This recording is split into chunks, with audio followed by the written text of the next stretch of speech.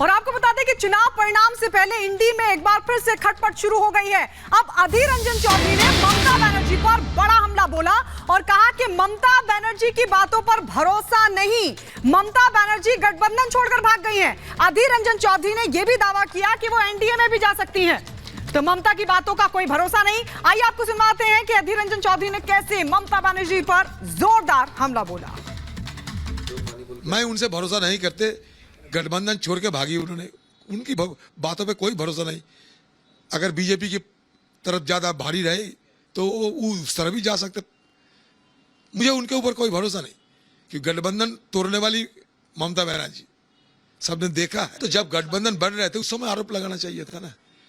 मैं तो कभी उनके साथ बदसलूकी नहीं किया, मेरा रुख स्पष्ट है। गठबंधन बनने की पहले भी रुख स्पष्ट थी, आज भी रुख स्पष्ट है। अभी बहानाबाजी करना बेकार है। ये अभी कहीं दुहाई देना ठीक नहीं है। और दुहाई देने के चलते कांग्रेस पार्टी को हिंदुस्तान में खत्म करने की बात कर रहे थे कि कांग्रेस 40 से ज्यादा सीट मिलेगा ही नहीं, कांग्रेस खत्म हो चुके हैं। अभी दुहाई देना शुरू कर दी। इसका मतलब ये कि कांग्रेस पार्टी और दूसरा गठबंधन जो है, कांग्रेस पार्टी के साथ दूसरा जो गठबंधन है वो सत्ता पे आ रहे हैं। और इस बीच लोकसभा चुनाव के 4 चरण पूरे हो गए हैं और 5वें छठे चरण के लिए सभी दलों ने अपनी अपनी ताकत झोंक दी है। बीजेपी यूपी में मिशन 80 पर काम कर रही है और इस मिशन को पूरा करने के लिए पूर्वांचल विजय करना बेहद जरूरी है। और शायद यही वजह है कि पीएम मोदी खुद पूर्वांचल के मैदान में उतर गए हैं। पीएम मोदी आज पूर्वांचल में 2 जिलों में हुंकार भरेंगे जहां बाहुबलियों को जीत का बड़ा फैक्टर माना जाता है। रिपोर्ट देखिए।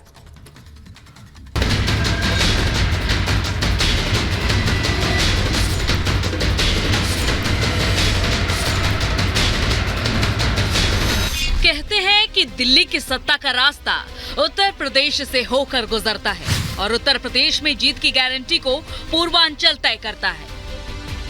यही वजह है कि पीएम मोदी ने नामांकन भरने के साथ ही पूर्वांचल के किले को मजबूती देना शुरू कर दिया है।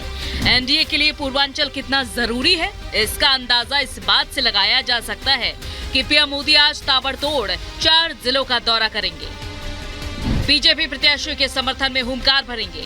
जहां सियासी समीकरण कमजोर पड़ रहे हैं उसे मोदी मैजिक से मजबूती देंगे।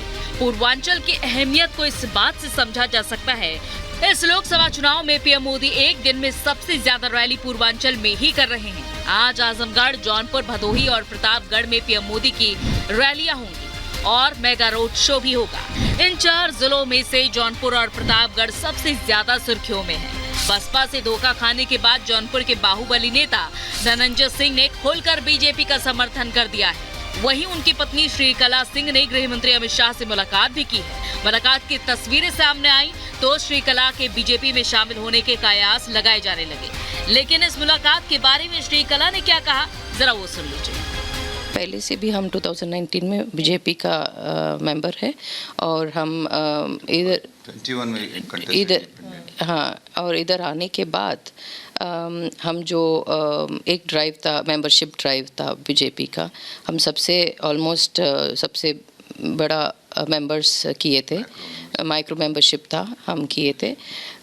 बट पता नहीं कुछ वजह से मे बी टिकट तो ट्राई किए हैं बट शायद क्या कॉम्बिनेशन में उन लोगों को क्या हुआ नहीं आया था।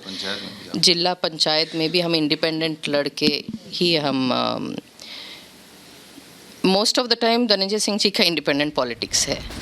जौनपुर में धनंजय सिंह की धमक सालों से कायम है। किसी भी पार्टी में न रहते हुए जौनपुर की जनता ने उन्हें सिर आंखों पर बिठाया। धनंजय सिंह की जितनी पकड़ ठाकुर वोटर पर है उतना ही समर्थन अल्पसंख्यक और पिछड़ों से भी मिलता रहा है। यही वजह है कि बीजेपी के लिए जौनपुर का ये बाहुबली विनिंग फैक्टर बनकर उभरा है। आप यहीं से बनारस से जौनपुर के बीच में देखेंगे डेवलपमेंट, बेटर इंफ्रास्ट्रक्चर खड़े हुए हैं।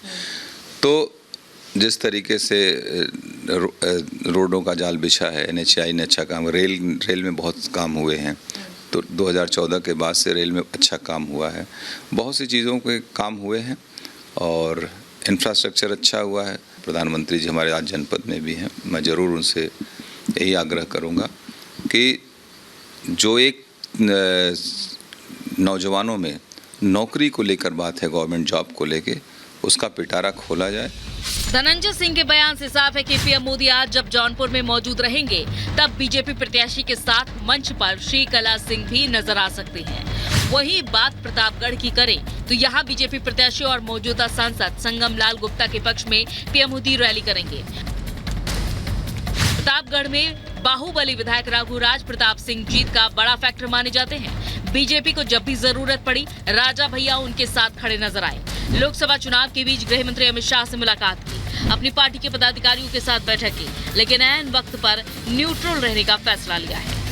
सभी सम्मानित समर्थकों कार्यकर्ताओं से राय के बाद ये निर्णय लिया गया कि जनसत्ता दल का कोई अधिकृत प्रत्याशी कौशाम्बी और प्रतापगढ़ लोकसभा में नहीं लड़ रहा है। ऐसी स्थिति में और किसी से अलायंस भी नहीं हुआ है, तो ऐसी स्थिति में सभी सम्मानित मतदाता उनकी जहां इच्छा हो, जिस भी दल को, जिस भी प्रत्याशी को वो मतदान करना चाहें, अपना आशीर्वाद देना चाहें, वो जाकर के आखिर राजा भैया ने न्यूट्रल रहने का फैसला क्यों लिया, ये भी आपको समझा देते हैं। दरअसल प्रतापगढ़ और कौशाम्बी जिले में राजा भैया की अच्छी पकड़ मानी जाती है और इसी की वजह से कौशाम्बी के मौजूदा सांसद विनोद सोनकर खुलकर राजा भैया का विरोध करते रहे। प्रतापगढ़ प्रत्याशी संगमलाल के साथ भी राजा भैया के रिश्ते कुछ अच्छे नहीं हैं। वहीं दूसरी तरफ राजा भैया सीएम योगी और रक्षा मंत्री राजनाथ सिंह के करीबी माने जाते हैं। यही वजह है कि राजा भैया ना तो बीजेपी का खुलकर समर्थन कर रहे हैं और ना ही विरोध। प्रतापगढ़ में जहां बीजेपी प्रत्याशी के भाग्य का फैसला विकास की गारंटी पर होगा, वहीं जौनपुर में धनंजय सिंह के साथ आने की वजह से बीजेपी प्रत्याशी कृपाशंकर सिंह की जीत की राह आसान होती नजर आ रही है। Bureau report, Republic Bharat.